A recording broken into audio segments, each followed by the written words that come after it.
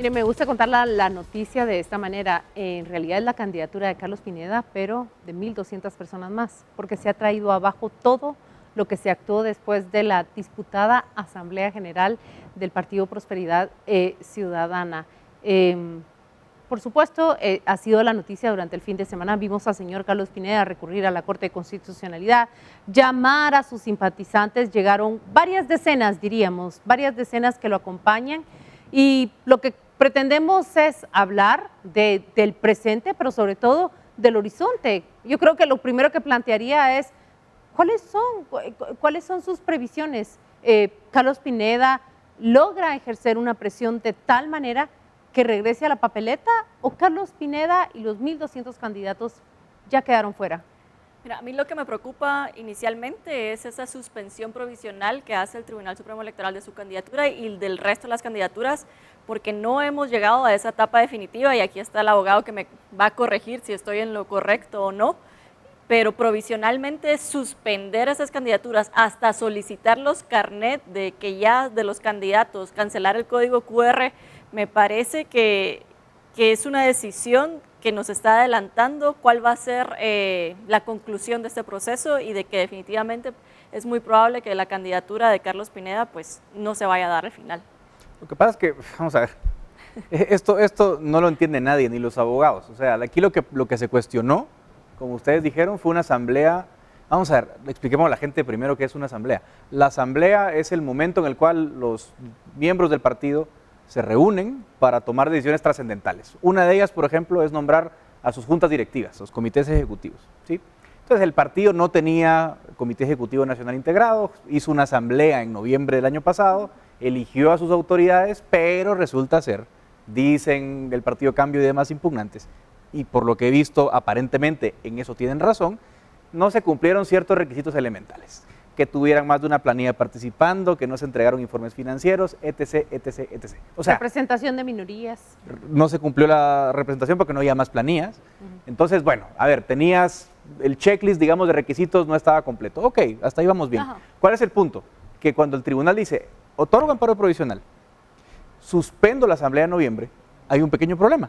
Si tú suspendes la asamblea de noviembre de 2022, automáticamente estás matando de la vida legal todo lo que pasó después. Entonces, lo que pasó después fue otra asamblea de febrero de 2023 y otro montón de asambleas en las que proclamaron candidatos, entre ellos Carlos Pineda.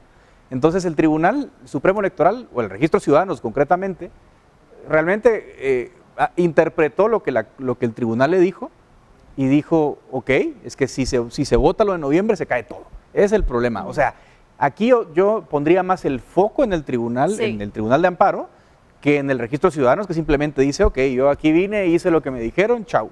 Pero regresemos a la etapa de la asamblea. En la asamblea tiene que estar un personal del Tribunal Supremo Electoral que da fe, o no sé cuál es el concepto legal, que dice efectivamente esta asamblea cumplió con todos los requisitos que solicita la ley electoral de partidos políticos, y por ende le vamos a dar trámite para que continúen los demás procesos. Entonces, realmente la obligación y la responsabilidad de lo que le está sucediendo hoy a Carlos Pineda pues recae en el Tribunal Supremo Electoral y en esa persona que en teoría tuvo que haber estado presente. Que dio por buena esa Asamblea General. A mí me encanta que regresemos al Tribunal Supremo Electoral, porque ahora nos estás retrotrayendo hacia noviembre, ese día que ocurrió la Asamblea. Pero regresemos a cuando el tribunal da por bueno e incluso entrega credenciales de participación. La pregunta del millón es, en el tiempo en que ya están convocados, en el tiempo en que ya tienen credenciales, ¿puede ocurrir esa cancelación? Lo hemos visto que en el pasado, digamos, ocurrió así, la candidatura de Suri Ríos, la candidatura de Telma Aldana, ¿cuántas candidaturas? La por de Edwin supuesto, Escobar, pero yo te agregaría 4 días antes. Yo te agregaría otra pregunta. Si el amparo no lo hubiera hecho el Partido Cambio, ¿se hubieran dado cuenta los del Tribunal Supremo Electoral que esa asamblea no estaba bien hecha? ¿Cuántas otras asambleas están así y se van a dar cuenta o van a esperar que alguien lo denuncie? Sabe Dios, ¿no? Y a ver, eso fue inscrito. O sea, es que el punto aquí es que eso hay pasos. Una vez hiciste la asamblea, no solo hay alguien del TSE observando, sino que además tú vas con tu papelito y decís, mire, vengo a registrar mi asamblea. Y el 12 de diciembre de 2022 le dijeron, sí, registrada. Ajá. Claro, yo entiendo lo que dicen, que hay vicios y tal, a lo mejor tienen razón. Pero creo que nosotros estamos analizando esto desde un punto de partida en donde damos por bueno o le damos el beneficio de la duda a la solicitud de amparo, al otorgamiento del amparo provisional y a la cancelación de las candidaturas. Esto sería quedarnos en un análisis legal en donde decimos, bueno, existen estas acciones, pero el análisis político nos libera de eso. Y lo que nosotros estamos viendo es la cancelación deliberada de una candidatura que no está bajo el control de quienes están gobernando hoy. Y cuando digo gobernando, me refiero a una alianza en donde han convergido políticos, empresarios, crimen organizado, que simplemente surgió un jugador que no es de sus filas y sobre el cual pareciera que no tenían el control absoluto ni mínimo. Yo quiero agregar a eso dos cosas que han sucedido paralelamente desde la suspensión de Carlos Pineda. Primero, el video donde sale directamente responsabilizando a Edmond Mulet y a Sandra Torres precisamente por todo lo que le está pasando. Inclusive menciona que esto es un plan de Edmond Mulet desde las elecciones pasadas, porque él sabe que si él pasa segunda vuelta con Sandra Torres, el antivoto le va a ayudar a ganar la presidencia. Eso es uno. Y el otro tema son las declaraciones de los tres otros candidatos que están entre los primeros lugares, donde básicamente les dicen, yo ya pasé por eso, que lo siento, te vemos en las próximas elecciones, ¿verdad? Eso al menos es lo que le dice Sandra Torres y Suri Ríos, diciéndole, sí, qué feo, a mí también ya me cancelaron, pero bueno, es la ley. Pero a Sandra Torres nunca la cancelaron. Bueno, en 2011. En el 2011. Bueno, pero el 2011 no fue la cancelación, no es este tipo de cancelaciones de ahora. Si cuando ella dice es que a mí también me cancelaron, a ella nunca la dejaron participar, ella nunca recibió una credencial, ella no se encuentra en el papel de Edwin Escobar, tampoco se encuentra en el papel de Suri Ríos, ella participó, lejos de ser una persona que le fue cortada su candidatura, ella hizo presidente a Jimmy Morales y hizo presidente a Alejandro Yamatei, pasando a segunda vuelta. Ella es la única que no le corresponde eso. ¿Pero qué significa estos tres? De cualquier manera, y el más ¿qué significa estos tres? Edmond Mulet, ¿no? Sí, estos tres que están dando por buena la cancelación. Exacto. Que ya vieron, se canceló a Telma Cabrera, ya se canceló a Roberto Arzú, hoy Carlos Pineda. Para mí el mayor temor es que están normalizando las cancelaciones. Pero miren, pero no es nuevo. Cuando se cayó el MLP fue lo mismo, cuando se cayó Roberto Arzú fue lo mismo. Francamente, yo no veo que la reacción de la clase política sea muy distinta a la que tuvimos en candidaturas anteriores. Y si nos vamos a 2019, es exactamente lo mismo. Se cayó Suri Ríos, nadie dijo nada. Se cayó Telma Aldana, nadie dijo nada. O sea, ¿por qué? Bueno, yo creo que siendo racionales, los actores políticos, 2019, 2023, dicen, uno menos, de repente yo subo 5 puntitos, y además como es carrera de enanos, y todos tienen 8 o 10 puntos, pues todos dicen, uy, de repente subo 5 puntitos, me cuelo a segunda vuelta contra, ¿ya saben quién? Y el jackpot. O sea, yo creo que esa es un poco la lectura de la mayoría de la clase política, salvo excepciones, creo que hubo un par de candidatos, o sea, Amílcar Rivera o alguien que empatizaron, entre comillas, con la cancelación, que se han salido un poquito del molde, pero luego la regla ha sido esa, ¿no? Como a lo mejor ver si de repente yo, no sé, pero yo creo que algo cacho, ¿no? Lo preocupante acá es de que lo que decía Claudia, la normalización, exacto, ha pasado en años anteriores, pero ahora lo vemos de una manera mucho más burda, ¿no? Mucho más sin formas, normalizados. Digamos que lo que procuran es normalizar que el candidato que...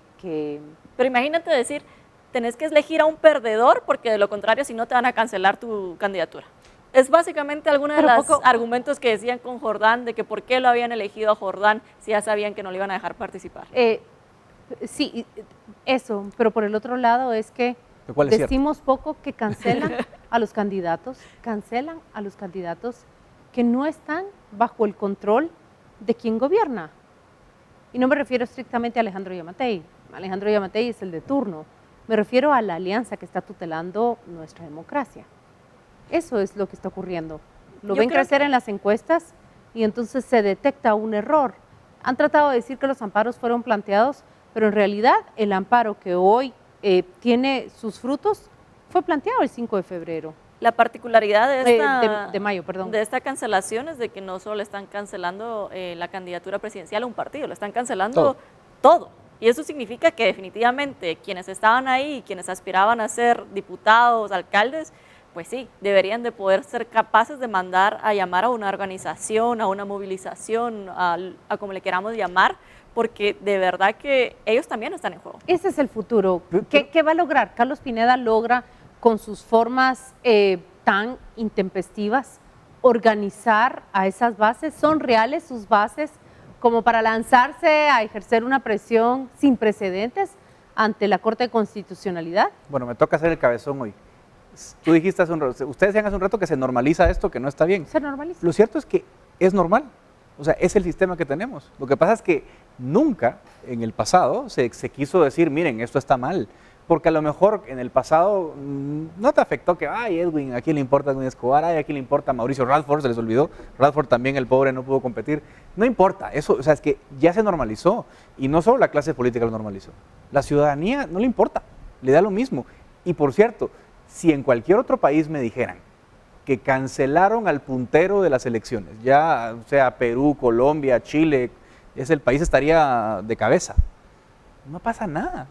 O sea, había 100 personas o ¿qué? 200 Vamos personas. a elecciones el 25 de junio y normalizamos este proceso. Pero todo el yo mundo, la difiero un ciudadanía poco contigo. Tal vez no es de que la ciudadanía salga a las calles a decir necesitamos democracia, defendamos el Estado de Derecho, pero en su intención de voto sí ha habido una movilización. O sea, lo vimos que precisamente es la razón por la cual Carlos Pineda empieza a encabezar las encuestas, porque ellos lo ven como alguien que era antisistema, ¿verdad? Sí. Pero que aquí viene la prueba, que no va a pasar de los likes en un Exacto. TikTok, Esa es de la los prueba, likes exacto. en un Twitter, de los likes en redes sociales, que su candidatura se llevó a cabo por las redes sociales y creo que ahora está en una prueba de fuego. Salta del favor y de la popularidad digital hacia una popularidad real en la calle? Esa es la gran pregunta, esa es la pregunta crucial, porque es lo único que podría ejercer presión sobre el Tribunal Superior y a lo mejor generar un cambio. Yo te agrego otra pregunta. ¿Quién va a ser capaz de capitalizar la ausencia de Pineda? ¿Van a ser los 3 punteros ya o vamos a ver una sorpresa como la sorpresa que nos llevamos hace un par de semanas cuando empezó a salir Carlos Pineda en el primer lugar, ¿no? Miren, Carlos Pineda no salió a nada. O sea, si uno observa, Carlos Pineda fue un personaje que trabajó mucho desde Tayota hasta sus redes sociales. Uno lo seguía bueno, siempre les digo, miren sus vídeos de Facebook, agosto, septiembre, octubre. Los malos 200,000, 300,000 vistas, ningún candidato, ni Sandra, ni ninguno, ni Suri, ni nadie, tenía esos números en redes. O sea, no es tan fácil ser un Pineda. Sustituirlo. Sí, ser un Pineda no es fácil, en términos de volumen y tal.